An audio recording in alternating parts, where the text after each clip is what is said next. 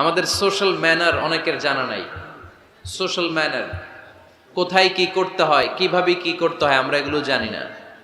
মানুষের সামনে কিভাবে কথা বলতে হয়, হাই আসলে এটাকে ঢেকে রাখতে হয়, কারো মুখের সামনে হাঁচি দেওয়া যায় না, মানুষের সামনে নাক খোঁচানো যায় না, এরকম অনেক সোশ্যাল ম্যানার আছে, আমরা জানি না, আমরা খেয়ালও করি না। আল্লাহর হাবিব সাল্লাল্লাহু আলাইহি ওয়াসাল্লাম ধরে ধরে এই উম্মাকে সোশ্যাল ম্যানার শিখিয়েছেন, এমনকি ছোট্টদেরকে। আল্লাহর হাবিব সাল্লাল্লাহু আলাইহি ওয়াসাল্লামের কোলে এক ছোট্ট শিশু বসা।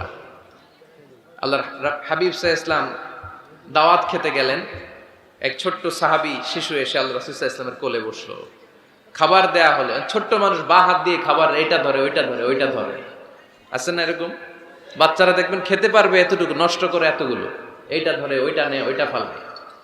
তো আল্লাহ রাসূল সাল্লাল্লাহু আলাইহি ওয়াসাল্লামের কোলে বসে ওই সাহাবা বা হাত দিয়ে এটা টানে ওইটা টানে এইটা ফালায়। আল্লাহ রাসূল সাল্লাল্লাহু আলাইহি ওয়াসাল্লাম বললেন, ইয়া গোলাম, এই পিচ্চি, এই বাচ্চা, সাম্মিল্লাহ, তুমি যে হাত দিয়ে খাবার টানতেছো বিসমিল্লাহ বলছো, আগে বিসমিল্লাহ বলো। কুলবি আমিনিক, ডান হাতে খাও, বিসমিল্লাহ বলো। কুলবি আমিনিক, ডান হাতে খাও। ওয়া কুল মিম্মা ইয়ালিক, তোমার সামনে যেটা আছে ওইটা খাও। এরকম টানা হিচড়ে করো না। ওই সাহাবী বলেন, এই যে তিনটা কথা, তিনটা গাইডলাইন আল্লাহর হাবিব সাল্লাল্লাহু আলাইহি ওয়াসাল্লাম খাওয়ার আগে আমাকে দিয়েছিলেন, আমি মরার আগ পর্যন্ত এই গাইডলাইনের বাইরে কোনোদিন খাই নাই। সবসময় এভাবে। তো বাচ্চাদেরকে শিখাবেন যে বিসমিল্লাহ বলো, ডান হাতে খাও, সামনে যেটা আছে ওইটা খাও। একবার আল্লাহ রাসূল সাল্লাল্লাহু আলাইহি ওয়াসাল্লামের প্রিয় দৌহিত্র মানে নাতি হাসান রাদিয়াল্লাহু তাআলা আনহু, আল্লাহ রাসূল সাল্লাল্লাহু আলাইহি ওয়াসাল্লাম খুব ভালোবাসতেন হাসান রাদিয়াল্লাহু তাআলা আনহুকে এবং হুসাইন রাদিয়াল্লাহু তাআলা আনহু, এই দুইজনকে। ওনারা দুই ভাই আল্লাহ রাসূল সাল্লাল্লাহু আলাইহি ওয়াসাল্লামের পিঠে উঠে আল্লাহ রাসূল সাল্লাল্লাহু আলাইহি ওয়াসাল্লামের ঘোড়া বানিয়ে খেলতো। সুবহানাল্লাহ বলবেন না? ঘোড়া হতো আল্লাহর রাসূল, ঘোড়া হতো কে? আর ঘোড় সাওয়ার হতেন হাসান আর হুসাইন। আল্লাহ রাসূল সাল্লাল্লাহু আলাইহি ওয়াসাল্লাম বাবরি চুল রাখতেন, লম্বা চুল।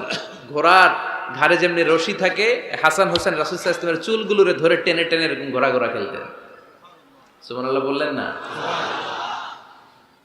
তো হাসান রাদিয়াল্লাহু তাআলা আনহু একবার যাকাতের খেজুরের স্তূপ ছিল, উনি যে ছোট্ট মানুষ, খাবার দেখলেই তো ছোট্ট বাচ্চারা খেতে আরম্ভ করে, এটা কি নিজের খাবার, হালাল না হারাম এগুলো তো খেয়াল করে না। তো হাসান রাদিয়াল্লাহু তাআলা আনহু যাকাতের খেজুর নিয়ে খেতে আরম্ভ করলেন। আল্লাহ রাসূল সাল্লাল্লাহু আলাইহি ওয়াসাল্লাম এসে ওনার গলায় চেপে ধরলেন, চেপে জোর করে মুখ থেকে টেনে খেজুর বের করলেন আর বললেন, আন ইন্না লা নাকুলু সাদাকা। হাসান, তুমি জানো না আমরা হাশিমি খানদানের লোক, আমরা আলে মুহাম্মদ, আমার বংশের কেউ কোনোদিন তার গলা দিয়ে যাকাতের কোনো সম্পদ ঢুকাতে পারবে না। খবরদার হাসান, খবরদার নাতি, ফেলে দাও। হাদিসে এসেছে কিখ কিখ, মানে আমরা যেটা ওয়াক ওয়াক বলি, গলার ভিতরে গেলে ওয়াক ওয়াক বলে থুতু ফেলি, রাসূল সাল্লাল্লাহু আলাইহি ওয়াসাল্লাম কিখ কিখ বলে গলায় চেপে মুখ থেকে টেনে সেই খেজুরটা বের করেছেন। বলেছেন, হাসান আমরা যাকাতের সাদাকার খেজুর খাই না, খবরদার হাসান, কখনো যাকাতের খেজুর খাবে না। সুবহানাল্লাহ পড়ো। তো এইভাবে আল্লাহ রাসূল সাল্লাল্লাহু আলাইহি ওয়াসাল্লাম আমাদেরকে শিখিয়েছেন, অন্যায় দেখলে, ভুল দেখলে এটা বলতে হবে, কারণ সাকিতু আনিল হাক্কি শাইতানুন আখরাস, অন্যায় দেখে যে চুপ থাকে ওটা মুমিন নয়, ওটা বোবা শয়তান। চিল্লায় বলেন ঠিক কি না? অন্যায় দেখলে রুখে দাঁড়ান, গর্জে উঠুন। আপনার আপন বোনের বয়সের একটা মেয়েকে কিছু বখাটে ছেলেরা টিজ করতেছে, আপনি দেখে চলে যান কেন? দাঁড়ান, আপনি জিজ্ঞেস করুন কি হয়েছে, মেয়েটাকে তোমরা ডিস্টার্ব করো কেন? আপনি দাঁড়ালে আরো কয়েকজন এসে দাঁড়াবে, ঠিক কি না? কিন্তু একজনকে তো দাঁড়াইতে হবে, দাঁড়ানোর দরকার আছে না নাই? মনে রাখবেন, আধারে ভয় পেও না, আলো আছে আড়ালে, অন্ধকার পালিয়ে যাবে তুমি উঠে দাঁড়ালে। দাঁড়াতে হবে আপনাকে। অন্যায় রুখে দেন, অসঙ্গতি রুখে দেন, প্রতিবাদ করেন। সামাজিক যত ধরনের অন্যায় আছে, যৌতুক, সুদ, ঘুষ, দুর্নীতি, রুখে দেন। আমরা এগুলোর বিরুদ্ধে। আমরা দুর্নীতির পক্ষে না বিপক্ষে? সুদের পক্ষে না বিপক্ষে? যৌতুকের পক্ষে না বিপক্ষে? এগুলোর বিরুদ্ধে সামাজিক আন্দোলন গড়ে তুলুন, কথা বলেন। Raise your voice, raise your voice heart, কণ্ঠকে উঁচু করুন, প্রতিবাদ করুন, রুখে দাঁড়ান। আপনি দাঁড়ালে সোজা থাকবে বাংলাদেশ, আপনি বসে গেলে পথ হারাবে বাংলাদেশ। এজন্য সামাজিক অন্যায়কে রুখে দিতে হবে। আল্লাহর হাবিব সাল্লাল্লাহু আলাইহি ওয়াসাল্লাম যত জায়গায় সামাজিক অসঙ্গতি দেখেছেন, ধরে ধরে ঠিক করেছেন। কারো ভুল নাম দেখলে তিনি চেঞ্জ করে দিতেন। মক্কা থেকে মদিনায় যখন আল্লাহ রাসূল সাল্লাল্লাহু আলাইহি ওয়াসাল্লাম গেলেন, মদিনার আগের নাম ছিল ইয়াসরিব। মদিনার আগের নাম কি ছিল? ইয়াসরিব, ইয়াসরিব শব্দের অর্থ to take revenge from someone, প্রতিশোধ নেয়া। আল্লাহর হাবিব সাল্লাল্লাহু আলাইহি ওয়াসাল্লাম বললেন, আমি রাহমাতাল লিল আলামিন, আমি দয়ার নবী, মায়ার নবী, আর আমি যেই শহরে আসবো এই শহরের নাম প্রতিশোধের শহর, নেভার, কখনো হতে পারে না। আজকে থেকে এই শহরের নাম তবাহ কিংবা তৈবা, মানে পবিত্র নগরী, মদিনাতুন নবী, নবীর শহর। আল্লাহ রাসূল সাল্লাল্লাহু আলাইহি ওয়াসাল্লাম ইয়াসরিব থেকে ওই শহরের নাম ওই দিনই মদিনা শহর বানায় দিলেন। এক সাহাবীকে জিজ্ঞেস করলেন, মাসমুক, নাম কি?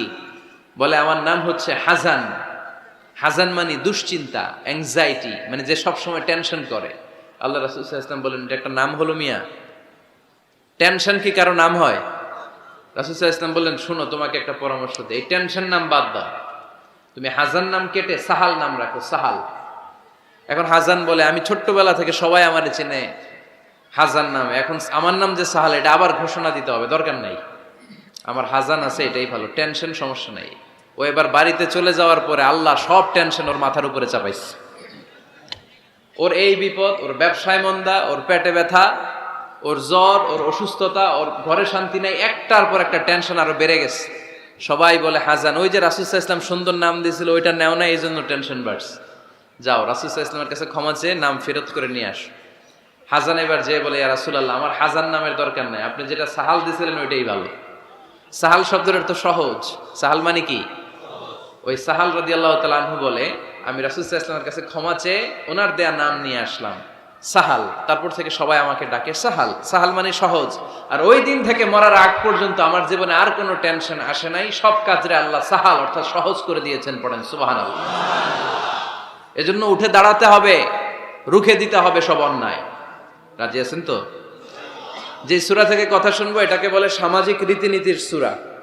আমাদেরকে আল্লাহ তাআলা সোশ্যাল এন্ড মোরাল কিছু গাইডলাইন দিয়েছেন। 10টা গাইডলাইন আল্লাহ তাআলা আমাদের জন্য এখানে ডেডিকেট করেছেন, এবং আমরা দেখব যে এই সমস্যাগুলোর কারণেই আমাদের সমাজে আজকে অশান্তি। কি করে একটা সমাজের শান্তি, শৃঙ্খলা, ভারসাম্য অক্ষুণ্ণ রাখা যায়, এ ব্যাপারে চমৎকার কিছু গাইডলাইন আল্লাহ এই সূরায় দিয়েছেন। আল্লাহ রাসূল সাল্লাল্লাহু আলাইহি ওয়াসাল্লামের 9 জন স্ত্রী এট এ টাইমে বেঁচে ছিল।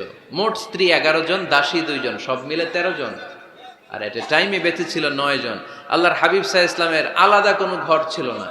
9 বিবিরে 9টা ঘর করে দিয়েছিলেন, এগুলোরই বলে হুজরা। সুবহানাল্লাহ পড়েন। তো উনি যখন ওখানে থাকতেন, মাঝে মাঝে দূর থেকে কিছু বেদুইন লোকেরা আসতো, যাদের মধ্যে সভ্যতা ভব্যতা আসে নাই। এরা এসে আল্লাহ রাসূল সাল্লাল্লাহু আলাইহি ওয়াসাল্লামকে ডাকা শুরু করতো। আমরা আমাদেরকে যেমনে ডাকি, আপনার নাম যদি হয় আব্দুল্লাহ, আমি আপনার বন্ধু হলে আপনারা ডাকবো, ওই আব্দুল্লাহ এদিকে আয়। এভাবে ডাকবো না? বন্ধু তো, তুই আমার বন্ধু, আব্দুল্লাহ এদিকে আয়। আব্দুর রহিম আমার বন্ধু, তো আমি ডাকবো, এই আব্দুর রহমান এই। কিন্তু আল্লাহ রাসূল সাল্লাল্লাহু আলাইহি ওয়াসাল্লামের নাম হচ্ছে মুহাম্মদ, ওনারা কি ডাকা যাবে এই মুহাম্মদ এই? দেখা যাবে? উনি কি আমাদের মতো মানুষ? উনি মানুষ, তবে অসাধারণ মানুষ, ঠিক কিনা? তো কিছু বেদুইন এসে দুপুরবেলা রাসূল সাল্লাল্লাহু আলাইহি ওয়াসাল্লাম বিশ্রাম নিচ্ছিলেন, তারা এসে বলতে আরম্ভ করলো, ইয়া মুহাম্মদ, ইয়া মুহাম্মদ, এই মুহাম্মদ এই, বের হও। আল্লাহ বরদাস্ত করলেন না। আল্লাহ বললেন, খবরদার, নিজেরা নিজেদেরকে যেমনে ডাকো নবীর ওইভাবে ডেকো না, তোমাদের সব আমল বরবাদ হয়ে যাবে।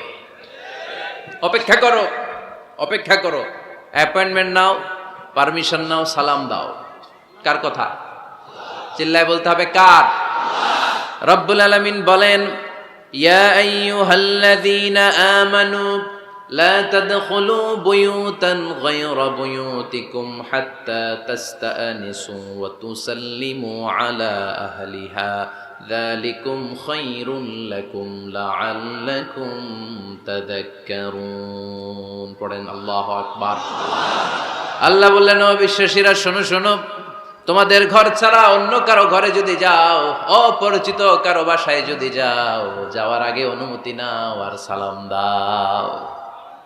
দেখেন সমাজ পরিবর্তনের ওয়াজ। অনুমতি নিতে হবে, সালাম দিতে হবে, পারমিশন নিয়ে যাবেন, অ্যাপয়েন্টমেন্ট নিয়ে যাবেন। অনেকে এমপির বাসায় যেয়ে ভিড় করে, এমপিরে পায় না, রাগ দেখে, আরে আসছি, এমপি হয়েছে তো কি হয়েছে, পাওয়া যায় না সময় মতো।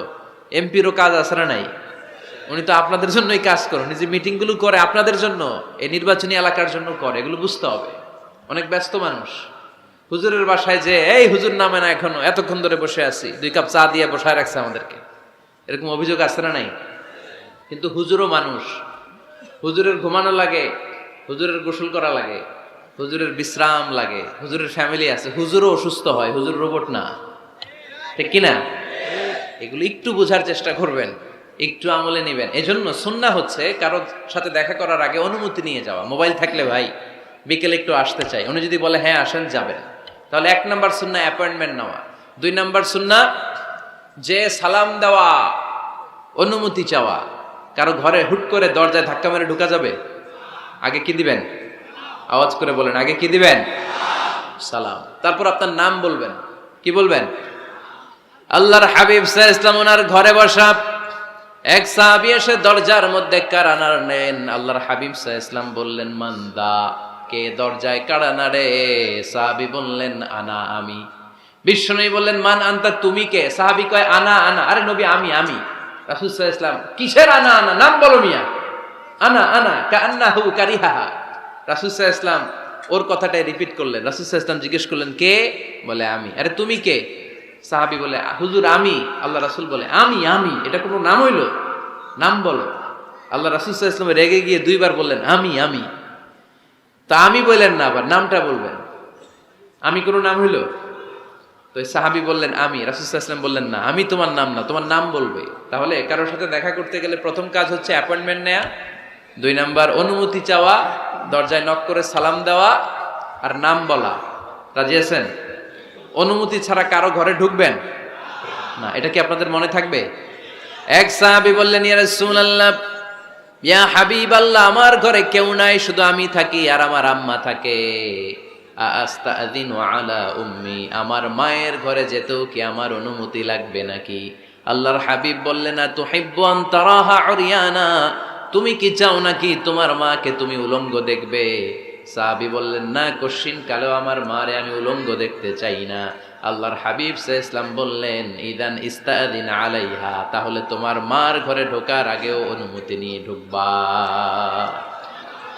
মায়ের ঘরে ঢোকার আগে অনুমতি নিয়ে ঢুকবা। সাহাবী বলে, আনা খাদিমুহা, রাসূল সাল্লাল্লাহু আলাইহি ওয়াসাল্লাম, আমি ছাড়া ওনার কেউ নাই, আমি তো ওনার খেদমত করি, আমার মার ঘরে ঢোকার আগে অনুমতি নেওয়া লাগবে? আল্লাহ রাসূল সাল্লাল্লাহু আলাইহি ওয়াসাল্লাম বললেন, হ্যাঁ, তোমার মায়ের ঘরে ঢোকার আগেও অনুমতি নেওয়া লাগবে। তাহলে মার ঘরে ঢোকার আগে যদি অনুমতি লাগে, বোনের ঘরে ঢোকার আগে তোর অনুমতির দরকার নেই? হ্যাঁ? ভাইয়ের ঘরে, ভাবির ঘরে ঢুকবেন? হ্যাঁ? অনুমতি নিয়ে ঢুকবেন না। খবরদার, কারো ঘরে ঢোকার আগে অনুমতি নিয়ে ঢুকবো আমরা। হুট করে আমরা অনেক সময় ঢুকে পড়ি। সে হয়তো বিশ্রাম নিচ্ছে, অল্প কাপড় পরে শোয়া, বা বিছানায় এমন ভাবে পড়ে আছে, ওই অবস্থায় সে কারোর সাথে দেখা করতে চাচ্ছে না। ওই অবস্থায় হুট করে ঢুকা যাবে? নক করেন, সালাম দেন, নাম বলেন, পারমিশন চান। এই সময়ের মধ্যে সে নিজেকে গুছিয়ে প্রিপেয়ার্ড হবে, আপনার সামনে আসার উপযোগী করে নেবে নিজেকে, ঠিক কিনা? দিস ইজ ইসলাম। আওয়াজ করে বলেন, দিস ইজ ইসলাম। এটাই ইসলাম। শুধু লম্বা দাড়ি রাখাই ইসলাম না, শুধু নামাজ পড়তে পড়তে কপালে দাগ ফেলানো ইসলাম না। কারো ঘরে ঢোকার আগে অনুমতি নিয়ে যাওয়ার নাম ইসলাম। কথা বুঝতে পেরেছেন? তাহলে কারো ঘরে ঢোকার আগে পারমিশন নিব, সালাম দিব। হুট করে আজ থেকে কারো ঘরে ঢুকবো না। ইনশাআল্লাহ পড়বেন না?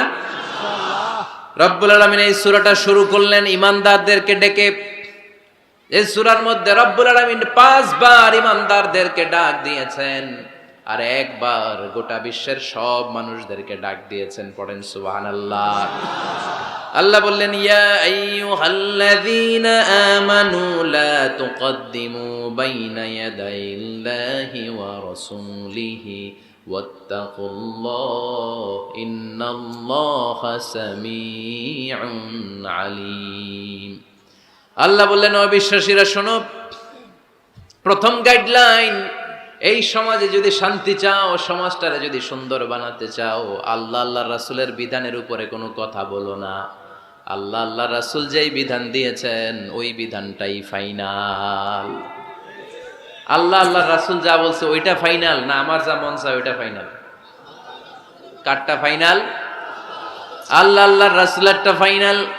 কোন বিশ্বাসী নারী, কোন বিশ্বাসী পুরুষ আল্লাহর বিধান চলে আসার পরে মন গড়া কোনো কাজ করতে পারে নাকি? মুমিন নারী পুরুষ সব সময় ওই বিধান পালন করে যেই বিধানটা আমাদের জন্য ফরজ করেছে কে? আল্লাহ আল্লাহ রাসূল যা বলেছে এটাই ফাইনাল। খবরদার আল্লাহ এবং আল্লাহ রাসূলের দেয়া কোনো বিধানকে টপকে যেও না। Don't try to be over smart, বেশি স্মার্ট হতে যেও না। যতটুকু ইসলাম দিয়েছে ওইটার মধ্যেই থাকো। ইসলামের চেয়ে বেশি স্মার্ট কোনো কিছু হতে পারে? ইসলামের চাইতে কোনো কিছু বেশি মডার্ন হতে পারে? আল্লাহর দেয়া, আল্লাহ রাসূলের দেয়া কোনো আইনের চেয়ে কোনো স্মার্ট আইন পৃথিবীবাসী বানাতে পারে? এজন্য আল্লাহ বললেন, ওয়ামা কানা লিমুমিনিন ওয়ালা মুমিনাতিন ইযা কাদাল্লাহু ওয়া রাসূলুহু আমরান আন ইয়াকুনা লাহুমুল খিয়ারাতু মিন আমরিহিম। আল্লাহ আল্লাহর রাসূলের বিধান যখন জানা হয়ে যায়, কোনো মুমিন বান্দা বান্দি তাদের আর নিজেদের পক্ষ থেকে কোনো অপশন থাকে না, কোনো চয়েস নাই। আমার আল্লাহ বলেছে 5 ওয়াক্ত নামাজ জামাতের সাথে পড়ো, এর উপরে আমাদের কোনো কথা আছে নাকি? আল্লাহ নারীদেরকে বললেন হিজাব পরে রাস্তায় বের হও, এর উপরে কোনো কথা আছে নাকি? আল্লাহ বললেন সমাজের ফিনান্সিয়াল ট্রানজাকশন গুলো ব্যবসার মাধ্যমে হবে, কোনো সুদের কারবার চলবে না, এর উপরে মুমিনদের কোনো কথা আছে নাকি? আল্লাহ আল্লাহ রাসূল যেটা বলেছে ওইটাই ফাইনাল, ওইটাই সবচেয়ে শ্রেষ্ঠ। খেয়াল রাখবেন, এর চেয়ে বেশি শ্রেষ্ঠ হতে পারে? এক সাহাবী বললেন আমি সারা রাত তাহাজ্জুদ পড়ব, ঘুমাবো না। এক সাহাবী বলল আমি আর স্ত্রীদের কাছে যাব না। আরেক সাহাবী বলল সারা বছর আমি রোজা রাখবো, আমি কোনোদিন রোজা ভাঙবো না। আল্লাহ রাসূল সাল্লাল্লাহু আলাইহি ওয়াসাল্লাম রেগে গেলেন, কারণ আল্লাহ রাসূল সাল্লাল্লাহু কি এগুলো শিখাইছেন আমাদেরকে? সারা রাত তাহাজ্জুদ এগুলো শিখাইছে? সারা বছর রোজা শিখাইছে? স্ত্রীদের থেকে আলাদা দূরে দূরে থাকা এগুলো শিখাইছে? রাসূল সাল্লাল্লাহু আলাইহি ওয়াসাল্লাম রেগে গেলেন। দেখেন what a check and balance, ইসলাম কতটা ভারসাম্যপূর্ণ জীবন ব্যবস্থা। আল্লাহ রাসূল সাল্লাল্লাহু আলাইহি ওয়াসাল্লাম ডেকে বলেন কার এত সাহস যে বলেছে সারা রাত তাহাজ্জুদ পড়বে? কই, আমি নবী তো সারা রাত তাহাজ্জুদ পড়ি না, আমি নবী তো তাহাজ্জুদও পড়ি আবার ঘুমাই, তো আমি ঘুমাইয়া আল্লাহর এত বড় প্রিয় বান্দা হতে পারি, তোমার সমস্যা কোথায়? আমি নবী হয়ে 11 জন স্ত্রীর সাথে মেলামেশা করতে পারি, তোমার মিশতে সমস্যা কোথায়? আমি নবী রোজা রাখি, আবার মাঝে মাঝে রোজা রাখি না, দিনের বেলা খাই, এভাবে মানতে তোমার সমস্যা কোথায়? ইন্নী লা আখশাকুম লিল্লাহি ওয়া আতকাকুম লাহু, আমি নবী সবার চাইতে বেশি আল্লাহরে চিনি, আমার নবীর চাইতে আল্লাহরে বেশি কেউ চিনে? আরে নবী তো আমাদেরকে আল্লাহকে চিনিয়ে দিয়েছে, চিল্লায় বলেন ঠিক কি না? আমার নবীর চাইতে কেউ বেশি বুজুর্গ হতে পারবে না, আমার রাসূলের চাইতে কেউ বেশি আল্লাহওয়ালা হতে পারবে? তার মানে রাসূল যতটুকু শিখিয়েছে অতটুকুই শ্রেষ্ঠ। এটা টপকিয়ে, এটার উপর দিয়ে অ্যাডভান্স হয়ে সামনে যাওয়া যাবে? বেশি বোঝা যাবে না। খবরদার, রাসূল যেটা শিখিয়েছেন অতটুকুর মধ্যে থাকতে হবে, তাহলে কল্যাণ আর বরকত দিবে কে? মাগরিবের ফরজ নামাজ কয় রাকাত? কয় রাকাত?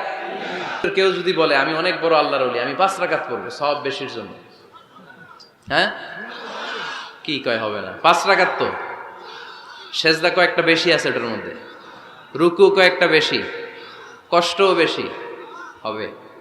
কথা কয় না, হবে? রমাদানের 30 দিন রোজা রাখা ফরজ, আপনি যদি বলেন না রমজানে না রেখে এটা আমি শাবান, জুলকাদ, জুলহাজ 3 মাস টানা 90 দিন রেখে দিব, বেশি রাখবো আমি, হবে? হবে? কারণ বেশি বুঝছে। কারণ কি? আল্লাহ রাসূলের চাইতে বেশি বোঝা যাবে, আল্লাহ রাসূলের চাইতে বেশি বুজুর্গ সাজা যাবে? খবরদার, never be advanced from Allah and his রাসূল। আল্লাহ এবং আল্লাহ রাসূলের চাইতে আমরা অ্যাডভান্স হব না। আল্লাহ আল্লাহ রাসূল যা দিয়েছেন ওইটাই ফাইনাল। ওইটা কি? ফাইনাল। আওয়াজ করে বলেন ওইটা কি? তাহলে সামাজিক সুখ সম্প্রীতির প্রধান মাধ্যম হচ্ছে আল্লাহ আল্লাহ রাসূল যা বলেছে এটাই আমরা মানব, এর উপরে আমরা কোনো কথা বলতে চাই। এরপর আল্লাহ ইমানদারদেরকে আবার ডাক দিলেন, বললেন ইয়া আইয়ুহাল্লাযীনা আমানু লা তারফাউ আসওয়াতাকুম ফাওকা সাওতিন নবী, ও বিশ্বাসীরা খবরদার, আমার নবীর কণ্ঠের চাইতে তোমাদের কণ্ঠ বড় করো না। ঘোষণাটা কার? কারণ সাহাবারা আল্লাহ রাসূল সাল্লাল্লাহু আলাইহি ওয়াসাল্লামের চারদিকে এরকম ঘিরে বসে থাকতো, এজন্য সাহাবাদেরকে উদ্দেশ্য করে আল্লাহ বললেন আমার নবীর গলার সাউন্ড যতটুকু তোমাদের সাউন্ড থাকবে অতটুকু বা অতটুকুর চেয়ে কম, এর চেয়ে বড় হওয়া যাবে? তাহলে বেয়াদবি হয়ে যাবে। তাহলে কি হয়ে যাবে? বনু তামিম গোত্রের নেতা কে হবে? আল্লাহর হাবিব সাল্লাল্লাহু আলাইহি ওয়াসাল্লাম পরামর্শ করছিলেন। আবু বকর রাদিয়াল্লাহু তাআলা আনহু বললেন আমার মনে হয় এই লোকটা হইলে ভালো হয়। ওমরে ফারুক বলে না, উনি না, আমার মতে এই লোকটা হইলে ভালো। সাইয়েদনা আবু বকর বললেন আরে না ওমর, তুমি বুঝো নাই, আমি যার কথা বলেছি সে হলে সবচেয়ে ভালো, তার মধ্যে নেতৃত্বের গুণ আছে। সাইয়েদনা ওমরে ফারুক বলেন, না আপনি বোঝেন নাই, আপনার চেয়ে আমি ভালো বুঝছি, আমি যারে বলেছি সেই হবে নেতা। তর্ক আছে না নাই? এই তর্ক, কথার নাম কথা, কথার পিঠে কথা করতে করতে করতে করতে ওনাদের মধ্যে একটু ঝগড়ার একটা ভাব। বিশ্বনবী বসা, এই ঝগড়া করতে করতে সাউন্ড বড় হয়ে গেছে, এই উনি হবে, উনি বলে না উনি হবে। বিশ্বনবীর কণ্ঠের চাইতে কণ্ঠ উঁচু হয়ে গেল, আরশের উপর থেকে একটা ধমক দিলেন কে? আল্লাহ বললেন, খবরদার লা তারফাউ আসওয়াতাকুম ফাওকা সাউতিন নবী, নবীর কণ্ঠের চাইতে কণ্ঠ উঁচু করো না। ওয়ালা তাজহারু লাহু বিল কওলি কাজহারি বা'দিকুম লিবা'দ আন তাহবাতা আমালুকুম ওয়া আনতুম লা তাশউরুন। নবীর কণ্ঠের চাইতে তোমাদের কণ্ঠ যদি উঁচু হয়ে যায়, তোমাদের সব নেক আমলগুলো আমি আল্লাহ বাতিল করে দেব। ধমকটা ছোট না বড়? ছোট না বড়? মনোযোগ আছে আপনাদের? যদি নবীর কণ্ঠের চাইতে তোমাদের কণ্ঠ বড় হয়, জীবনে যত ইবাদত করছো সব বাতিল। নামাজগুলা বাতিল, কাজে আসবে না। হজ করছো বাতিল, রোজা রেখেছো বাতিল, সব বাতিল। বেয়াদবি করেছো নবীর সাথে, চিল্লায় বলেন ঠিক কিনা? নবীর কণ্ঠের চাইতে নিচু হতে হবে কণ্ঠ। এই আয়াত আসার পরে সাহাবারা তো এমন ভয় পেলেন, এবার নবীর কাছেই কেউ আসে না। সুবহানাল্লাহ কইবেন না? ভয়ে আসে না, ভয়ে না জানি আমার কণ্ঠ আবার নবীর কণ্ঠের চাইতে উঁচু হয়ে যায়। ওমরে ফারুক রাদিয়াল্লাহু তাআলা আনহু ডানে ঘুরে বায়ে ঘুরে কাছে আসে না। আবু বকর রাদিয়াল্লাহু তাআলা আনহু ডানে ঘুরে বায়ে ঘুরে কাছে আসে না। আল্লাহর হাবিব ওমরে ফারুককে ডাক দিলেন, এই ওমর সামনে আসো, এদিকে আসো। ওমরে ফারুক আসলেন, কিন্তু ওমরে ফারুক এত আস্তে আস্তে কথা বলেন, বিশ্বনবী ওমরে ফারুকের কথা কানে শোনে না। সুবহানাল্লাহ নাই? এত আস্তে আস্তে ওমরে ফারুক কথা বলেন, বিশ্বনবী শুনতে পান না। ওমর কি বললা, একটু জোরে বলো না। ওমরে ফারুক একটু জোরে বললেন, তাও শুনেন না। বিশ্বনবী বললেন, আরেকটু সাউন্ড বড় করে বলো, আমি তো শুনি না, জোরে বলো। ভয়, কারণ কণ্ঠ যদি উঁচু হয়ে যায় আমার নবীর কণ্ঠের চাইতে, জীবনের সব ইবাদত শেষ। এজন্য কথা কওয়ার দরকার নেই, ইবাদতগুলো ঠিকঠাক আওয়াজ করে পড়তে হবে আল্লাহু আকবার। তাহলে 2 নাম্বার গাইডলাইন, লা তারফাউ আসওয়াতাকুম ফাওকা সাউতিন নবী, নবীর কণ্ঠের চাইতে কণ্ঠ উঁচু করো না। আপনারা হজ উমরা করেছেন কে কে দেখি? মাশাআল্লাহ, হাত নামান। যারা আমরা করি নাই, আমরা আল্লাহর কাছে কামনা করি, আল্লাহ আমাদেরকেও তুমি যাওয়ার তৌফিক দাও। আমিন। আমরাও যেন আমার নবীর কবরের সামনে দাঁড়িয়ে নবীরে সালাম করতে পারি, তৌফিক দাও। আমিন। আমরাও যেন রাউদাতুম মিন রিয়াদিল জান্নাহ ঢুকে 2 রাকাত নামাজ পড়তে পারি, তৌফিক দাও। আমিন। তোমার ঘরটা যেন তাওয়াফ করতে পারি, তৌফিক দাও। আমিন। মক্কা মদিনার ঐতিহাসিক জায়গাগুলো যেন দেখে হৃদয়টারে ঠান্ডা করতে পারি, আল্লাহ তৌফিক দাও। আমিন।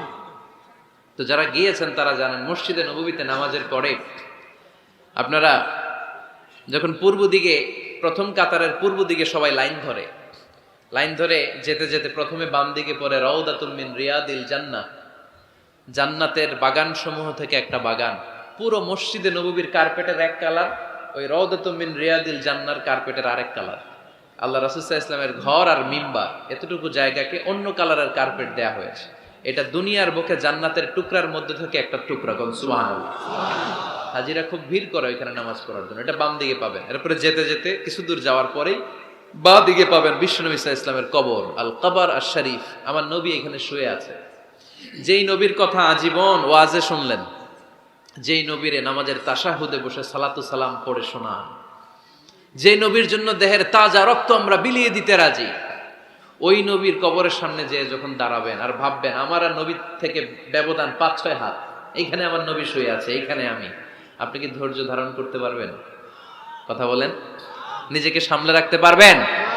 আমার নবীর কোন উম্মত প্রথম যখন উমরা করতে যায়, হজ করতে যায়, নবীর কবরের সামনে দাঁড়িয়ে নিজেকে সামলে রাখতে পারে না, চিৎকার দিয়ে কান্না আসে, চোখ দিয়ে ধা ধা করে অশ্রু ঝরে। যেই নবীর ভালোবাসা আমার হৃদয়ের মধ্যখানে, আমার নবী নাকি শোয়া আছে এই জায়গায় আমার নবী শোয়া। সহ্য হয় না, বুক ফেটে চিৎকার আসে, কিন্তু চিৎকার দেয়া যায় না। কারণ যে আয়াতের তাফসীর আপনাদেরকে শোনাচ্ছি, এই আয়াতটা বিশ্বনবীর কবরের উপরে লেখা। লা তারফাউ আসওয়াতাকুম ফাওকা সাউতিন নবী, তুমি নবীর দরবারে এসেছো, এখানে বড় গলায় আওয়াজ করে কোনো কথা বলা যাবে না। চিল্লায় বলেন ঠিক কি না? এই আয়াতটা আজও লেখা নবীর কবরের উপর। লা তারফাউ আসওয়াতাকুম ফাওকা সাউতিন নবী, এটা নবীর দরবার। এখানে চিৎকার চেঁচামেচি করে দুরূদ পড়া যাবে না, লাফালাফি করা যাবে না, ভদ্রভাবে আন্তরিকতার সাথে বিনয়ের সাথে নবীরে সালাম দিতে হবে। সুবহানাল্লাহ পড়েন। আল্লাহ রাসূল সাল্লাল্লাহু আলাইহি ওয়াসাল্লাম আমাদের থেকে বিদায় নিলেন, কিন্তু এই আয়াতের হুকুম আজও আছে না নাই? অনুরূপভাবে যারা আমাদের উস্তাজ, মা বাবা, আধ্যাত্মিক নেতা, ধর্মীয় গুরু, ইসলামী আন্দোলনের নেতা, তাদের সামনেও উচ্চবাচ্য করে আওয়াজ করা যাবে, তাদের সাথে ভদ্র ভাষায় কথা বলার দরকার আছে না নাই? তাহলে দুইটা গাইডলাইন আমরা পেলাম। প্রথম গাইডলাইন হচ্ছে আল্লাহ রাসূল যা বলেছে এটাই ফাইনাল, এটাই কি? কথা বোঝে নাই? আল্লাহ রাসূল যা দিয়েছে সেটা কি ফাইনাল। আর দুই নাম্বার হচ্ছে নবীর কণ্ঠের চাইতে কণ্ঠ উঁচু করা যাবে যাবে না। তিন নম্বরে আল্লাহ মুমিনদেরকে আবার ডাক দিলেন, বললেন ইয়া আইয়ুহাল্লাযীনা আমানু ইন জাআকুম ফাসিকুম বিনাবাইন ফাতাবায়ানু, কেউ যদি তোমাদের কাছে কোনো সংবাদ নিয়ে আসে, সংবাদটা বিশ্বাস করার আগে যাচাই করে নাও। আদেশটা কার? জোরে বলেন। আমরা কিছু শুনলেই বিশ্বাস করি, এরকম আছে না নাই? যা শুনে তাই বিশ্বাস করে, এরকম করা যাবে? তো কি করবেন তাইলে? হ্যাঁ, কি করতে হবে? ঠিক না বে ঠিক? হ্যাঁ, ঘটনাটা ঠিক না বে ঠিক, এটা আমাদেরকে যাচাই করতে হবে। You have to justify the news, you have to verify the report, whatever you found in social media or Facebook, don't share. Think twice before you share, man. Share করার আগে দুইবার ভাববেন যে শেয়ার করব কি করব না। একটা কিছু পাইলে শেয়ার মেরে দেয়, সে দিচ্ছে শেয়ার, তার বন্ধু দেয় শেয়ার, পুরা ফেসবুকের মধ্যে মারামারি আছে না নাই? আসলে এরকম কিছু ঘটেই নাই, আছে না নাই? খবরদার, আমরা খুব খুব বেশি পছন্দ করি এই রুমর, গুজব ছড়ানোর জন্য বাংলাদেশের পৃথিবীতে এক নাম্বার। আমাদের চেয়ে কেউ বেশি গুজব ছড়াতে পারে? আমরা কি গুজব মানব? গুজব এটারে আজকে আমরা নো বলে দিব। নো, কি বলবেন? এত আস্তে গুজবকে আমরা কি বলবো? নো। গুজবে কান দিবেন না। প্রায় দেখবেন সোশ্যাল মিডিয়াতে অমুক নেতার গোপন ভিডিও ফাঁস। তো অমুক নেতার গোপন ভিডিও ফাঁস হয়েছে, আপনার কি সমস্যা? আপনার এত ভালো লাগে কেন? আপনার ভিডিও তো কয়দিন পরে ফাঁস হবে, তখন আপনি কি করবেন? এই সমস্ত আজে বাজে কাজে যাবেন না। অমুক নেতার কি ফাঁস হয়েছে, কি গোপন ভিডিও, কি স্ক্যান্ডাল, এগুলো নিয়ে কখনো মুমিনদের মাথা ব্যথা থাকতে পারে? মুমিন চাইলেই যে কোনো জিনিস শেয়ার দিতে পারে না। আপনি লা ইলাহা পড়েছেন, এই লা ইলাহা যেন তেন কোনো বাণী নয়।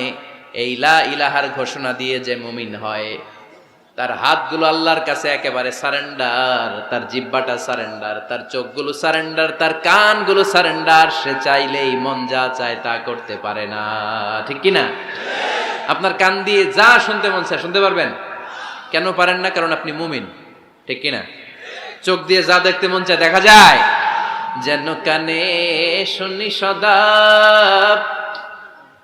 তোমার কালাম, এ খোদা চোখে যেন দেখি শুধু কোরআনের আয়াত। শোনো আমার মুনাজাত, শোনো শোনো ইয়া ইলাহি আমার মুনাজাত, শোনো আমার মুনাজাত। পড়েন আমিন। তাহলে ফাতাবায়ানু, নিউজ একটা শুনলেই আমরা শেয়ার দিব না ভাই, আমরা একটু চেক করব, ক্রস চেক, ডাবল চেক, নির্ভরযোগ্য তথ্যসূত্র তালাশ করব যে আসলে এই ঘটনাটা ঘটছে কিনা। 100% যখন আপনি confirm, then you may share in Facebook, that's not a big deal. Then share দেন, জনসচেতনতার জন্য শেয়ার দেন, সমস্যা নাই। কিন্তু না জেনে শেয়ার দেওয়া যাবে? কথা বলেন। আল্লাহ রাসূল সাল্লাল্লাহু আলাইহি ওয়াসাল্লামের জীবনে এরকম একটা ঘটনা ঘটেছিল। হারিস বিন মিরার রাদিয়াল্লাহু তাআলা আনহু বনুল মুস্তালিকের যুদ্ধে জেতার পরে হারিস বিন মিরারকে বিশ্বনবী দায়িত্ব দিলেন যে হারিস বিন মিরার, তুমি এই এলাকার নেতা, কি করতে হবে আমাদের? বিশ্বনবী বললেন নামাজ পড়বা, রমাদানের রোজা রাখবা, যাকাত আদায় করবা। মিরার বলে তাহলে যাকাত নেন। বিশ্বনবী বললেন না, 1 বছর পূর্ণ হওয়ার পরে যাকাত দিতে হয়। যাকাত কয় বছর পর পর? যাকাত প্রতিদিন দেয়া লাগে? হালানিল হাউল, 1 বছর যখন হবে আমি আমার সাহাবী পাঠাবো মদিনা থেকে, তখন দিয়ে দিও। বিশ্বনবী চলে গেলেন। 1 বছর পরে এক সাহাবীকে রেডি করলেন, যাকাতের সম্পদ নিয়ে আসো বনুল মুস্তালাকের পক্ষ থেকে। ওই সাহাবীর নাম হচ্ছে ওয়ালিদ ইবনে উকবা। বিশ্বনবী ডেকে বললেন, ওয়ালিদ যাও, 1 বছর সময় অতিক্রান্ত হয়েছে, বনুল মুস্তালাকের লোকদের যত যাকাতের সম্পদ জমা হয়েছে নিয়ে আসো। সাইয়েদনা ওয়ালিদ ইবনে উকবা যখন সম্পদ আনার জন্য বের হলেন, ওইদিকে বনুল মুস্তালাকের লোকেরা শুনতে পেল বিশ্বনবীর পাঠানো সাহাবী ওনাদের এলাকায় শুভাগমন করবে। ওই সাহাবীকে লাল গাড়িচার সংবর্ধনা দেওয়ার জন্য সেনাবাহিনী সহ পুরো এলাকা থেকে সব সৈন্যবাহিনী সহ তারা মরুভূমির মধ্যে এসে দাঁড়িয়ে রয়েছে। সুবহানাল্লাহ পড়ে। নবীর সাহাবীর আগমন হবে, নবীর সাহাবীর শুভাগমন। উনি এসে আমাদের এলাকার যাকাতের টাকা কালেকশন করে নিয়ে যাবে, ওনাকে সংবর্ধনা দিব, বের হও। তলোয়ার নিয়ে, ঘোড়া নিয়ে, গার্ড দিয়ে আমরা দাঁড়িয়ে থাকি। তো মরুভূমিতে সবাই দাঁড়ায় আছে। আল ওয়ালিদ ইবনে উকবা মদিনা থেকে বিশাল রাস্তা পাড়ি দিয়ে যখন বনুল মুস্তালাকের এলাকার কাছাকাছি দূর থেকে দেখে তলোয়ার নিয়ে লোকজন দাঁড়ায় আছে। কি নিয়ে দাঁড়ায় আছে? উনি ভাবছে আমারে মারার জন্য দাঁড়ায় আছে। উনি মনে মনে ভাবলেন বিশ্বনবী পাঠালেন যাকাত নেয়ার জন্য, যাকাত পরে নিব, আগে জান সামলাই। কারণ এলাকার লোকেরা সব তলোয়ার নিয়ে সেনাবাহিনী সহ দাঁড়ানো। আসলে কথাটা কি ঠিক? মারার জন্য দাঁড়ায় আছে? কি জন্য? সম্মান দেওয়ার জন্য, ওয়েলকামিং রিসেপশন দেওয়ার জন্য। উনি ভাবলেন আমারে কচু কাটা করবো, এক কাজ করি, ওদিকে না যে অ্যাবাউট টার্ন, উল্টা ঘুরি। যেই চিন্তা ওই কাজ। সাহাবী আল ওয়ালিদ ইবনে উকবা উল্টা ঘুরে গেলেন, মন্দ ধারণা নিয়ে ফিরে যেয়ে বিশ্বনবীরে বললেন, নবী আপনি আমার মায়ের খাওয়ার জন্য পাঠাইছিলেন, যাকাত আনার জন্য পাঠিয়েছেন, কিন্তু তারা যাকাত তো দিবেই না, আমারে হত্যার জন্য তলোয়ার নিয়ে দাঁড়িয়েছিল গো নবী। কথা কি সত্য? উনি ভুল বুঝতে পারছেন, উনি ভুল বুঝেছেন। না বুঝে ভুল কথায় বিশ্বনবীর কাছে প্রচার করে দিলেন। আল্লাহর হাবিব সাল্লাল্লাহু আলাইহি ওয়াসাল্লাম সহজ সরল মনা নবী, সাহাবী তো আর মিথ্যা বলবেন না। বিশ্বনবীও বিশ্বাস করলেন। বিশ্বাস করে খালিদ ইবনে ওয়ালিদের নেতৃত্বে 1000 সৈন্যের অভিযান পাঠালেন। বললেন যাও, যে দেখো ঘটনা কি, ঘটনা সত্য হলে অভিযান চালাও। আল্লাহ বলেন নবী অভিযান পরে চালায়েন, একটু থামেন। ফাতাবায়ানু ইন জাআকুম ফাসিকুম বিনাবাইন ফাতাবায়ানু। নবী ওয়ালিদ এসে আপনার কাছে দেই তথ্য প্রচার করেছে, তথ্যটা সঠিক নয়, আগে যাচাই করেন, তারপরে অ্যাকশনে যান। ঠিক কি না? আমরা ডাইরেক্ট অ্যাকশন মারি। আমরা কি করি? Action, action, direct action. সত্য না মিথ্যা ধার ধারি না। আল্লাহ বললেন নবী অভিযান চালাবেন না। ওয়ালিদ যেই কথা আপনারে বলেছে এই কথাটা সত্য নয়। আন তুসিবু কওমান বিজাহালাতিন ফাতুসবিহু আলা মা ফাআলতুম নাদিবিন। আপনি যদি ওই মুসলমানদের এলাকায় না জেনে অভিযান পাঠান, এই অভিযানে যদি কেউ মারা যায়, প্রত্যেকটা মৃত্যুর দায়ভার কিন্তু আপনার কাঁধেই বর্তাবে গো নবী। ঠিক কি না? এই যে আপনি চেক না করে, জাস্টিফাই না করে, নিশ্চিত না হয়ে ওয়ালিদের কথায় বিশ্বাস করেই বনুল মুস্তালিককে অ্যাটাক করার জন্য 1000 সৈন্যবাহিনী পাঠালেন। ওরা যদি আক্রমণ করত, কেউ যদি মারা যেত, এই দায়ভার কার? আমার নবীর। ঠিক কিনা? নবীকে শিখানোর মাধ্যমে আল্লাহ তাআলা গোটা উম্মাহকে শিখাই দিলেন, ইন জাআকুম ফাসিকুম বিনাবাইন ফাতাবায়ানু। কেউ যদি খবর নিয়ে আসে, শুনেই বিশ্বাস করো না, আগে যাচাই করো, আগে চেক করো, তারপরে বিশ্বাস করবা। ঠিক কিনা? তাহলে এখন থেকে একটা কিছু শুনলে বিশ্বাস করবেন। 4 নম্বরে আল্লাহ বললেন লা ইয়াসখার কওমুন মিন কওম। কেউ কাউরে ঠাট্টা করব না আমরা, অবজ্ঞার সুরে কোনোদিন কাউরে কোনো কথা বলবো না। রাজি আছেন? সবাই রাজি? এরপরে 5 নম্বরে আল্লাহ বললেন ওয়ালা তালমিজু আনফুসাকুম। খবরদার তোমরা অন্যের দোষ খোঁজো না, দোষ খুঁজবা নিজেদের। কিন্তু সমাজে আমরা অন্যের দোষ খুঁজি কি খুঁজি না? 5 নম্বর ওয়ালা তালমিজু আনফুসাকুম, নেভার ডিসফেম ইচ আদার। একে অপরের দোষ খোঁজো না। আমাদের সমাজে কিছু লোক আছে নিজের দোষ দেখে না, খালি অন্যের দোষ দেখে। আছে না নাই? চায়ের দোকানে বসে বসে দেখবেন বলবে এই বাড়িতে এই সমস্যা, ওই বাড়িতে ওই সমস্যা, ওই বাড়িতে মারামারি, ওই বাড়িতে কাটাকাটি। তোর বাড়িতে কি সমস্যা ওইটা বল, তোমার বাড়িতে কি সমস্যা ওইটা বলো মিয়া। আছে না এরকম? এই হুজুর ভালো না, এই সমস্যা, ওই হুজুরও ভালো না, এই হুজুরও খারাপ, এই হুজুরের এই সমস্যা। তুমি হুজুরের কি সমস্যা? তুমি হুজুরের কি সমস্যা আগে জাতির কাছে ওইটা বলো। আগে নিজে ভালো হও, নিজে ভালো তো জগৎ ভালো। যেন খবরদার অন্যের দোষ খুঁজবেন না। এটা খুব বাজে একটা স্বভাব, খালি অন্যের দোষ খোঁজে। যে নিজে নিজের দোষ খুঁজতে পারে, যে নিজে নিজের সমালোচনা করতে পারে সে সবচেয়ে বুদ্ধিমান। কারণ অন্যে কি করছে এই ব্যাপারে আপনারা ধরবে আল্লাহ। কথা বলেন না কেন? আল্লাহ আপনাকে ধরবে, আপনার কি সমস্যা, আপনি কি করলেন, শুধু ওই ব্যাপারেই আপনি জিজ্ঞাসিত হবেন। এজন্য আল্লাহ বললেন তাদের উপর আমার লানত, তাদের উপর ধ্বংস যারা প্রকাশ্যে অপ্রকাশ্যে অন্যদের দোষ খুঁজে বেড়ায়, দোষ বলে বেড়ায়, এরকম আছে না নাই? আল্লাহ লানত দিয়ে বললেন ওয়াইলুল লিকুল্লি হুমাযাতিল লুমাযা, গোপনেও দোষ খোঁজে প্রকাশ্যেও দোষ বলে, তাদের উপর আল্লাহ লানাত। হুমাযাতিল লুমাযা, এই লুমাযা শব্দ থেকে আল্লাহ এনেছেন ওয়ালা তালমিযু আনফুসাকুম, একে অপরের দোষ খোঁজো না, নিজের দোষ খোঁজো, সেই সবচেয়ে বুদ্ধিমান। তাহলে আমরা আত্মসমালোচনা করব। কি করব? খেয়াল রাখবেন, সবচেয়ে খারাপ হচ্ছে সমালোচনা। সবচেয়ে খারাপ কি? তারপর কিছুটা ভালো যেটা, সেটা হচ্ছে আলোচনা। সেটা কি? আলোচনা। সবচেয়ে ভালো হচ্ছে আত্মসমালোচনা। সবচেয়ে ভালো কি? তাহলে তিনটা বললাম। এক হচ্ছে সমালোচনা, আমরা করব না, আমরা করব আলোচনা, আর সবচেয়ে বেশি করব আত্মসমালোচনা, সেলফ ক্রিটিসিজম। রাতে ঘুমানোর আগে একটু ভাববেন কি কি ভুল করলাম, কাকে কাকে কষ্ট দিলাম, কি কি অন্যায় আজকে আমার দ্বারা হলো, কালকের দিনটা যেন আমার আজকের দিনের চেয়ে ভালো হয়। নিজের সাথে নিজের এরকম বোঝাপড়ার দরকার আছে না নাই? আমরা যেন আত্মসমালোচনা করি ফরিদপুরের ভাইয়েরা, অন্যের দোষ যেন না খুঁজি।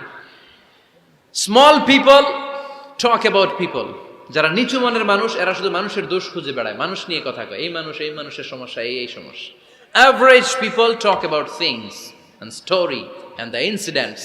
যারা মাঝারি মনের মানুষ তারা বিভিন্ন ঘটনা নিয়ে কথা বলে, বিভিন্ন বিষয় নিয়ে কথা বলে। আর গ্রেট পিপল, তারা মহামানুষ, দে টক অ্যাবাউট আইডিয়াস, তারা নতুন নতুন আইডিয়া নিয়ে কথা বলে। এই আইডিয়া সমাজে অ্যাপ্লাই করলে, ইমপ্লিমেন্ট করলে সমাজটা বদলে যাবে। এই আইডিয়া এখানে সেট করলে এখানে কল্যাণ হবে। বড় মনের মানুষরা আইডিয়া নিয়ে কথা বলে। এখন দ্য ডিসিশন ইজ ইয়ার্স, সিদ্ধান্ত আপনার। আপনি কি ছোট মনের মানুষ হবেন না বড় মনের মানুষ হবেন? অন্যরে নিয়ে আমার কোনো টেনশনের দরকার নেই। আরে আমি জান্নাতি না জাহান্নামী, এই টেনশনে তো ঘুম আসে না আমার। আমার কি অবস্থা হবে আমি জানি না। আমি আরেকজনের দোষ খুঁজি, আমি আরেকজনের বদনাম বলি, আমি আরেকজনের পিছু লেগে থাকি। খবরদার, বিশ্বাসী বলে যারা দাবি করে তারা কখনো অন্যের পিছু লাগতে পারে না। খেয়াল রাখবেন, কেউ যদি পিছু লেগে থাকে ও আজীবন পিছেই থাকবে। পিছু লাগা মানে কি? ও সামনে না আমি সামনে? কথা বুঝে নাই বোধহয়। কেউ যদি আমার পিছু লাগে, ও সামনে না আমি সামনে? আমি সামনেই থাকবো, ও পিছনেই থাকবে। কথা বুঝতে পেরেছেন? খবরদার, পিছু লাগবো না কারো, কারণ কারো পিছু লাগলে আমি পিছনে পড়ে যাব। কারো দোষ খুঁজবো না, নিজের দোষ খুঁজবো। আমার কি সমস্যা, আমার কি ইমপ্রুভ করা দরকার, আমার কি ডেভেলপ করা দরকার, আমি নিজেকে কিভাবে সাজাতে পারি, এই নিয়ে থাকবে আমার টেনশন। আল্লাহর দেয়া আমাদের জন্য সবচেয়ে বড় উপহার হচ্ছে সময়। আল্লাহ আপনারা এত কিছু দিয়েছে, এর মধ্যে সবচেয়ে দামি কোন জিনিসটা দিয়েছে জানেন? সময়। কি দিয়েছেন? আমাদের জীবনের এই সবচেয়ে দামি জিনিসটা, এই সময়টা আমরা অন্যের পিছনে লাগাই ফেলি। অন্যের দোষ খুঁজতে খুঁজতে অন্যের এই সময়টা দিয়ে দিই, নিজের সময় নিজের কাজে লাগাতে পারি না, তাই না? এজন্য আমরা যেন অন্যের দোষ না খুঁজি, নিজের দোষ খুঁজি। ওয়ালা তালমিযু আনফুসাকুম, একে অপরের দোষ খুঁজো না। আদেশটা কার? আওয়াজ করে বলতে হবে, আদেশটা কার? এরপরে রব্বুল আলামিন বললেন ওয়ালা তানাবাযু বিল আলকাব, খবরদার খবরদার, কাউরে মন্দ নামে ডেকো না। প্রত্যেককে যে নামে ডাকলে সে খুশি হয় তাকে ওই নামে ডাকো। কোনো মন্দ নামে কখনো কাউরে ডাকা যাবে না। মন্দ নামে ডাকা যাবে না। সম্মানিত ভাইরা, কাউরে মন্দ নামে ডাকবেন না। তার যেই নাম ওই নামে ডাকবেন। যে নামে সে নিজেকে ডাকলে পছন্দ করে তাকে ওই নামে ডাকবেন। মন্দ নামে কাউরে ডাকা যাবে না। এটা কবিরা গুনাহ। এটা কি গুনাহ? কবিরা গুনাহ। কারণ প্রত্যেকের নামটা প্রত্যেকের কাছে খুব প্রিয়, খুব আপন, খুব যত্নের, তাই না? ভাই আপনার নাম কি? উজ্জ্বল হোসেন। উজ্জ্বল নামে আরো মানুষ এই গ্রামে আছে না নাই? আপনার কাছে মনে হইতে পারে উজ্জ্বল নামটা তো খুব স্বাভাবিক একটা নাম। উজ্জ্বল, কত উজ্জ্বল আছে এলাকায়, আপনার কাছে এরকমই লাগে, কত উজ্জ্বল। কিন্তু ওনার কাছে উজ্জ্বল নামটা এরকম না। ওনার কাছে উজ্জ্বল নামটা স্পেশাল। উজ্জ্বল নামটা কি? স্পেশাল। কারণ এই নামে তাকে সবাই ডাকে। এই নামটা তার কাছে খুব আদরের, খুব যত্নের। হুজুর আপনার নাম কি?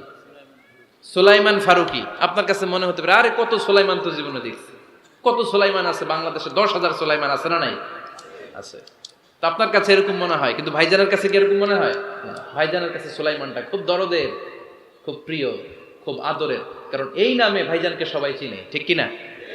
আমার নাম মিজান, আপনার কাছে মনে হইতে পারে আরে এই নামের কত লোক আছে বাংলাদেশ, আছে না? আমার কাছে এই নামটা খুব দরদের, কারণ আমারে মিজান বললে আমি বলি কি, আরেকজনে ডাকলে আমি তাকাই, ঠিক কিনা? ভাবছি আমারে ডাকছে, কারণ এই নামটার প্রতি আমার একটা দুর্বলতা কাজ করে, এটা আমার পরিচয় বহন করে প্রত্যেকের কাছে। প্রত্যেকের নামটা এমন, এজন্য কারো নাম যখন নিবেন সুন্দরভাবে নিবেন। প্রত্যেকে প্রত্যেকের নামকে পছন্দ করে, তার প্রমাণ কেউ কাগজ কলম পাইলেই দেখবেন নিজের নাম লেখে, সিগনেচার মারে, আছে না নাই? বিশেষ করে সাগরে ঘুরতে গেলে বালুর মধ্যে প্রত্যেকে প্রত্যেকের নাম লেখে, দেখবেন, দেখছেন? কক্সবাজারে ঘুরতে গেছেন কারা কারা দেখি? আচ্ছা, দেখবেন আমি অনেককে দেখেছি সাগর পাড়ে বালুর তীরে বালু পেলেই প্রত্যেকে নিজের নামটা লেখে, লেখে আবার লাভ চিহ্ন দেয়, এমনি বড় করে একটা কি দেয়, লাভ মানে কি, তার মানে আমার নামটারে আমি ভালোবাসি। প্রত্যেকে প্রত্যেকের নামটারে বড্ড ভালোবাসি, এজন্য কখনো এই রোহিঙ্গা ফইন্নিরপুত এগুলো বলবে না। আর যার যেই নাম ওই নামটা সুন্দর করে ডাকবেন। আল্লাহ বললেন ওয়ালা তানাবাযু বিল আলকাব, মন্দ নামে কখনো কাউকে ডেকো না, সুন্দর নামে ডাকো। নামের বিকৃতি কবিরা গুনাহ, আমরা আমাদের দেশে এটা করি। কত সুন্দর নাম বাবা মা রেখেছে, আবু বকর, ওরে ডাকে বকইরা, কি ডাকে? বাবা মা রেখেছে আব্দুল ওয়াক্কাস, ওরে ডাকে হ্যাঁ আক্কাইচা। এটা হইল?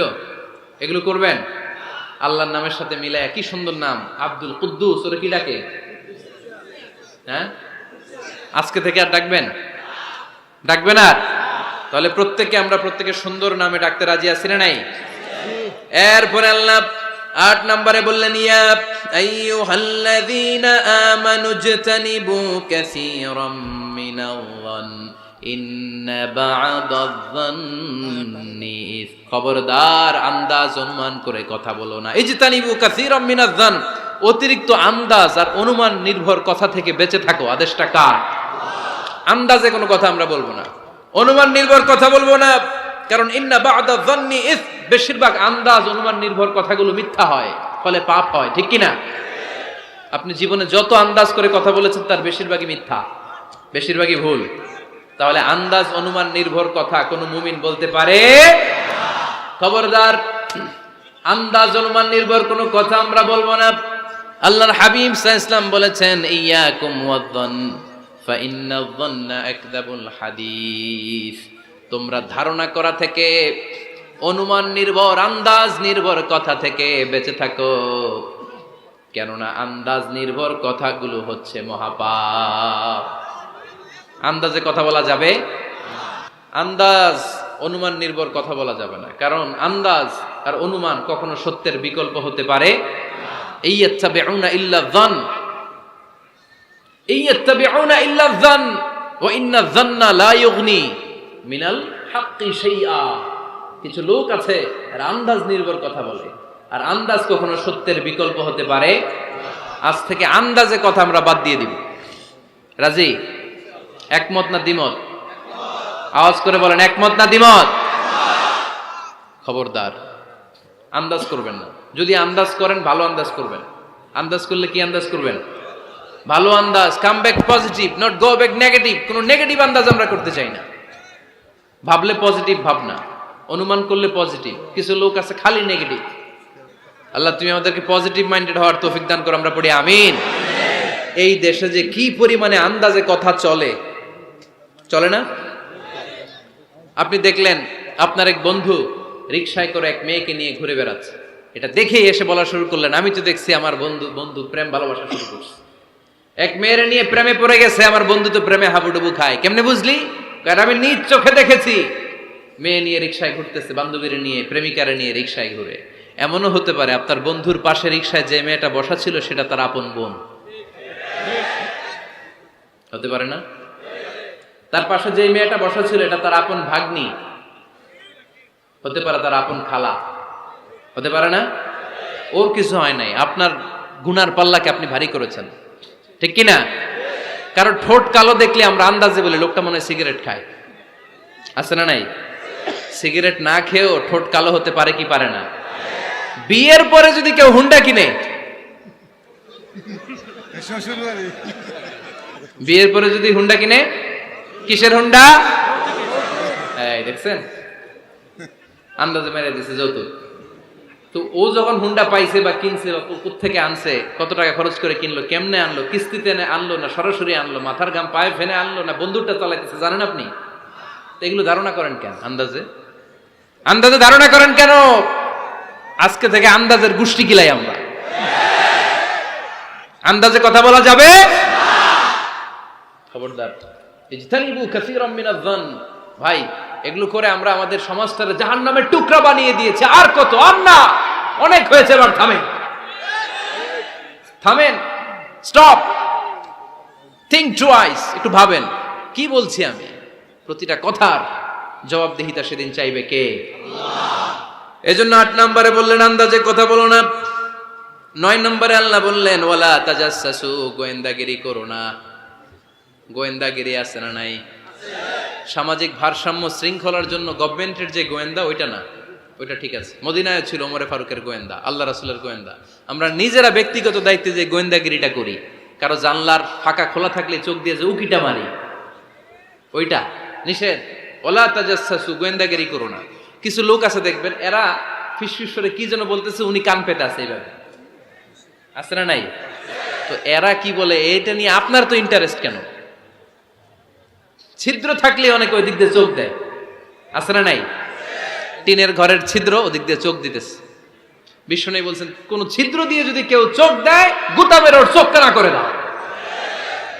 বাংলাদেশে যদি দেন, এই দেশে বিচার হইতে পারে যে কেন চোখ কানা করলেন। কিন্তু মদিনার সমাজে কেউ অন্যায় ভাবে কারো ঘরের ছিদ্র দিয়ে চোখ দেওয়ার কারণে যে চোখ গুতা মেরে চোখ নষ্ট করে দেয়া হয়, তার জন্য কোনো বিচার নাই।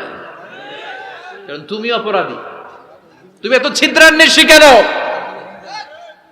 জানলা খোলা থাকলে উকি মারে, মানুষের গোপন চিঠি পড়ে, আছে না নাই? কারো চিঠি যদি পান, খুলে দেখবেন কখনো? কারো মোবাইল পেয়ে গেছেন, ওরে পাইছি বড় ভাইয়ের মোবাইল, দেখি তো গ্যালারিতে কার কার ছবি, আছে না নাই? না, করা যাবে না। কারো ফেসবুকের ভেতরে ঢুকেই সে কার সাথে চ্যাটিং করলো, মেসেঞ্জারে কি বললো, এগুলো দেখবেন না, এগুলো হারাম। তার ইনবক্স চেক করবেন না, কারো গোপন চিঠি দেখবেন না, কারো বেশি ব্যক্তিগত ব্যাপারে প্রশ্ন করবেন না। করা যাবে? অনেকে আছে খালি ব্যক্তিগত প্রাইভেট ম্যাটারে নাক গলায়। ভাই, বাড়ি কই, কি চাকরি করেন, সরকারি, বেতন কত, ভাবি কি করে, আপনার ভাবিও চাকরি করে, ভাবির বেতন কত, ভাবির বেতন কত, এটা দিয়ে তোমার কি লাভ, ঠিক কিনা? ইত্যাদি ইত্যাদি ইত্যাদি। প্রাইভেট ম্যাটার, ফ্যামিলি ম্যাটার নিয়ে আমাদের আগ্রহ। ওয়ালা তাখফু মা লাইসা লাকা বিহি ইলম, যেটা তোমার জানার কথা না, ওইটা নিয়ে তো আগ্রহ দেখাবা না। ড্রোন মেশিন, নিজের চরকায়, নিজের চরকায় তেল দিলেন, নিজের চরকায় দিয়ে। অন্যকে নিয়ে এত আগ্রহ ভালো না, অন্যের পিছু লাগেন না। এই গোয়েন্দাগিরি থেকে আল্লাহ আমাদেরকে বাঁচাও। মানুষের প্রাইভেট ম্যাটার নিয়ে যেন আমাদের কিউরিসিটি না থাকে। Everyone has a privacy, a private own space, and no one should interfere someone own space, কারণ নিজের স্পেসে যে ইন্টারফেয়ার করা এটা হারাম। সব শেষে আল্লাহ বললেন ওয়ালা ইয়াগতাব বা'দুকুম বা'দা আইয়ুহিব্বু আহাদুকুম আন ইয়াকুলা লাহমা আখিহি মাইতান ফাকারিহতুম। খবরদার, খবরদার, একে অপরের গীবত করো না। গীবত আছে, এটা একটা মহামারী। গীবত হচ্ছে মহামারী, বাংলাদেশের জাতীয় রোগ। আমি নাম দিয়েছি বাংলাদেশের জাতীয় শারীরিক রোগের নাম হচ্ছে ডায়াবেটিক্স, ঠিক কিনা? আর এই মানসিক সবচেয়ে বড় রোগ বাংলাদেশের হচ্ছে গীবাত। এটা হুজুর থেকে আরম্ভ করে, আলেম থেকে শুরু করে, সাধারণ মানুষ থেকে শুরু করে, নেতা নেত্রী থেকে শুরু করে 17 কোটি মানুষ খুব মজা পায়, রসগোল্লার চেয়ে মজা। আহা, আপনার ইবাদতগুলো দিয়ে দিচ্ছেন সব আরেকজনকে। যার ব্যাপারে আপনি গীবত করতেছেন, আপনার হজ কষ্ট করে মিনায় ধাক্কাধাক্কি করে যে হজটা করছেন, ধাক্কাধাক্কি করে হাজরা আসওয়াদের চুমুটা দিয়েছেন, আরাফাতের ময়দানে চোখের পানি যে কান্নাটা করেছেন, এই সব সবগুলো আপনি তার আমলনামায় তুলে দিয়েছেন। তার ব্যাপারে গীবত করে, চগলখুরি করে, তার কথা আরেকজনের কাছে লাগিয়ে, ওর কথা আরেকজনের কাছে লাগিয়ে, এই যে সমাজে গিরিঙ্গি লাগালেন আপনি, এই যে সামাজিক ভারসাম্য রক্ষা করলেন, আপনার সব ইবাদতগুলো আল্লাহ ভাগ করে ওদের আমলনামায় তুলে দিয়েছে। খবরদার, মরা ভাইয়ের গোশত খাওয়ার চেয়ে বড় অপরাধ। এই দেশে হালাল সিস্টেমে অনেকে গীবত করে এইভাবে, আমি আপনাদেরকে দেখাই। কথা শুরু করবে এইভাবে, কি যে অবস্থা সমাজের, বলাও যায় না, বললে তো গীবত হয়ে যায়, না বলেও পারি না, তাই না? এরকম বলে না অনেকে? বললে তো কি হয়ে যায়? হ্যাঁ, বললে যদি গীবত হয়ে যায় তাহলে স্টপ। এতটুকু যেহেতু বুঝেন যে বললে গীবত হয়ে যায়, তখন স্টপ। আওয়াজ করে বলেন, তখন স্টপ। মেরাজ রজনীতে বিশ্বনবী দেখলেন রিজালান, কিছু লোক, লাহুম আজফারুন মিন নুহাস, তামা দিয়ে তৈরি আঙ্গুল, এই আঙ্গুলগুলো দিয়ে তারা ইয়াখদাশুনা উজুহাহুম ওয়া সুদুরাহুম, নিজেদের লোহার আঙ্গুল দিয়ে, তামার আঙ্গুল দিয়ে নিজের গালের গোশত, নিজের বুকের গোশতগুলো টেনে টেনে ছিঁড়ে ছিঁড়ে খাচ্ছে। বিশ্বনবী বললেন, জিব্রাইল, মানহুম ইয়া জিব্রাইল, ও জিব্রাইল আমাকে তুমি বলো এরা কারা? সাইয়েদনা জিব্রাইল বললেন, হুম আহলুল গীবাতি মিন উম্মতিক, আপনার উম্মতের মধ্যে যারা দুনিয়ার বুকে গীবত করত, এই লোকগুলো হলো তারা। চায়ের দোকানে এগুলো খুব চলে, এর কথা ওর কানে, ওর কথা এর কানে, এরকম একটা গিরিঙ্গি লাগায়, আছে না নাই? এগুলো করবেন? গীবত কাকে বলে? যিকরুকা আখাকা বিমা ইয়াকরাহ, সহিহ হাদিস। ভাইয়ের ব্যাপারে এমন কথা বলা যেটা শুনলে, তার অনুপস্থিতিতে এমন কোনো কথা বলা যেটা শুনলে সে মনে কষ্ট পাবে, বলবেন এগুলা?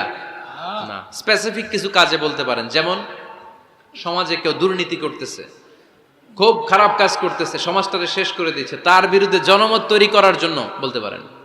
আপনি দেখলেন আপনার বন্ধুর ছেলে গাছের চিপায় লুকায় লুকায় সিগারেট খায়, আপনি আপনার বন্ধুকে যে বলতে পারেন, তোমার ছেলের এই দশা, তোমার মেয়ের এই দশা, এগুলো তো গীবত হবে না। কিন্তু কারো ব্যাপারে কারো কান ভারী করার জন্য উল্টাপাল্টা কথা বলা যাবে? খবরদার। তাহলে গীবতকেও আমরা কি বলে দিলাম? এই 4-5 জন নো বলতে হবে, নো।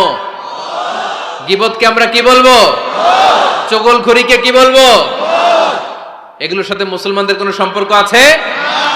5 বার মুমিনদেরকে ডাক দিয়ে সব শেষে আল্লাহ গোটা বিশ্বের সবাইকে ডাক দিয়ে বললেন, ইয়া আইয়ুহান নাসু ইন্না খালাকনাকুম মিন যাকারিন ওয়া উনসা ওয়া জাআলনাকুম শুউবান ওয়া ক্বাবাইলা লিতাআরাফু ইন্না আকরামাকুম ইনদাল্লাহি আতকাকুম। পড়েন আল্লাহু আকবার। আল্লাহ বললেন, ও দুনিয়ার মানুষেরা শোনো শোনো, এতক্ষণ আমাদেরকে ডাক দিতেছিলেন, এতক্ষণ মুমিনদেরকে ডেকে ডেকে আল্লাহ বলছিলেন, ও বিশ্বাসীরা শোনো শোনো। এতে আল্লাহ ডেকে বললেন, ও গোটা দুনিয়ার মানবকুল শোনো শোনো, তোমাদের সবাইকে আমি এক নারী এক পুরুষ থেকে তৈরি করেছি। কয়জন নারী, কয়জন পুরুষ? ওই পুরুষটার নাম, নারীটার নাম। তাহলে আমাদের গোড়া এক, এই মানব সভ্যতার গোড়া একটা, শিকড় এক জায়গায়, ঠিক কিনা? সেই হিসাবে কোনো না কোনো ভাবে আমরা কেউ না কারো আত্মীয়, কোনো না কোনো ভাবে কেউ না কারো ভাই, ঠিক কিনা? যদি আপনি হিন্দু হন তারপরও আমার ভাই, কারণ আপনার বাবার নাম, হিন্দুর বাবার নাম আদম, খ্রিস্টানের বাবার নাম, নাস্তিকের বাবার নাম, আমরা যারা মুমিন আমাদের বাবার নাম, সবার বাবা এক, সবার বাবা এক, সবার মা এক, কোনো বিভেদ নাই। বিভেদের দেয়াল আমরা গেঁথেছি, বিভেদের প্রাচীর আমরা তৈরি করেছি, আমরা বানিয়েছি ধনী গরিব এটা 2 দল, এটা আল্লাহ বানাইছে? আমরা বানিয়েছি সাদা কালো 2 দল, শ্বেতাঙ্গ কৃষ্ণাঙ্গ 2 দল, আমরা বানিয়েছি আরব অনারব, আমরা বানিয়েছি পয়সাওয়ালা গরিব। আল্লাহর কাছে কোনো পার্থক্য আছে? আল্লাহ বললেন, ধনী বলো গরিব বলো, রাজা বলো ফকির বলো, সাদা বলো কালো বলো, আমি আল্লাহর দরবারে পার্থক্য নাই। আমি আল্লাহর কাছে যদি কেউ সেরা হতে চায়, তার অন্তরে লাগবে তাকওয়া, মানে আল্লাহর ভয়। যাদের হৃদয়ে আছে আল্লাহর ভয়, তারা কবু পথ ভুলে যায় না। আল্লাহর প্রেম ছাড়া এই দুনিয়ায় কারো কাছে কোনো কিছু চাই না। রাতের আধারে যারা সেজদাতে রয়, 2 চোখের স্রোতে নদী যেন বয়। ছলনার হাছানি যতই আসুক, পেছনে ফিরেও সে তাকায় না। যাদের হৃদয়ে আছে আল্লাহর ভয়, তারা কবু পথ ভুলে যায় না। ঠিক কি না? এজন্য আল্লাহর ভয়, তাকওয়াল্লাহ, আল্লাহর ভয় যদি অন্তরে থাকে, সেই আল্লাহর কাছে সেরা। এছাড়া আল্লাহর কাছে কারো কোনো আলাদা মাতব্বরি নাই। ঠিক কি না? তার প্রমাণ, আমরা যখন নামাজে দাঁড়াই, এলাকার সবচেয়ে ধনীটাও দাঁড়ায়, তার পাশে রিকশাওয়ালাও দাঁড়ায়। আমরা যখন নামাজে দাঁড়াই, মালয়েশিয়াতে মাহাথির মোহাম্মদ যখন দাঁড়ায়, তার পাশে আমিও দাঁড়াই। আমরা যখন নামাজে দাঁড়াই, প্রেসিডেন্ট যখন দাঁড়ায়, তার পাশে কুলিওয়ালা, ঠেলাওয়ালা, রিকশাওয়ালাও দাঁড়ায়। আমরা যখন নামাজের কাতারে দাঁড়াই, ধবধবে সাদা লোকটা যেমনি দাঁড়ায়, কুৎসিত কালো লোকটাও আমার ভাই, আমার পাশে আল্লাহর জন্য নামাজে দাঁড়ায়। এজন্য কোনো পার্থক্য নাই, পার্থক্য আমরা বানিয়েছি। আমাদের কোরআন কয়টা? প্রভু কয়জন? তাহলে পার্থক্য করেন কেন? আমাদের নবী কয়জন? কাবা কয়টা? তাহলে পার্থক্য করলেন কেন? আমাদের প্রভু এক নবীর উম্মত, জীবন বিধানে কৈশি বাণী কোরআন। তবে কেন এক নও হে মুসলমান, এক হও করি আহ্বান। এই আহ্বানের সাথে সবাই একমত। বাইতুল্লাহ এক, মদিনা শরীফ এক, উহুদ পাহাড় এক, বদরের মাঠে। একটা তো জীবন আর মরণ যে একটাই, একসাথে মিলে মিশে একটাই প্রাণ। তবে কেন এক নও হে মুসলমান, এক হও করি আহ্বান। ঠিক কিনা?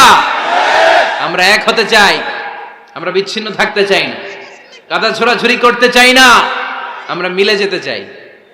মিলতে চান? মিলতে চান? মনে রাখবেন প্রিয় ভাইয়েরা, যদি আমরা একা থাকি তখন আমরা ব্যক্তি। খেয়াল করে শুনুন, যদি আমরা একা থাকি তখন আমরা ব্যক্তি, যখন আমরা সবাই মিলি তখন আমরা শক্তি। এজন্য ঐক্যের কোনো বিকল্প নাই, ভ্রাতৃত্বের কোনো বিকল্প নাই, আমাদের মাঝে কোনো ভেদাভেদ নাই, আমরা সবাই এক, আমাদের রব একজন। চিল্লায় বলেন ঠিক কিনা? এজন্য এই বিভেদের দেয়াল, বিভেদের প্রাচীরকে ভেঙে গুড়িয়ে দেন। ঐক্যের পথে যেন আমরা হাঁটি, আমরা যেন কাদা ছোড়াছুরি না করি। আর সামাজিক ভারসাম্য, সুখ, সমৃদ্ধি এগুলোকে অটুট রাখার জন্য আল্লাহ যে সামাজিক 10টা মোরাল এন্ড এথিক্যাল গাইডলাইন দিয়েছেন, এগুলো যেন আমরা মেনে চলতে পারি। রাজি আছেন সবাই? 10টা গাইডলাইনের উপর আমল করা যাবে না? তাহলে আমরা আল্লাহ রাসূলের কথাকে ফাইনাল বলে মানব, নবীর উপরে আমাদের কথা নাই।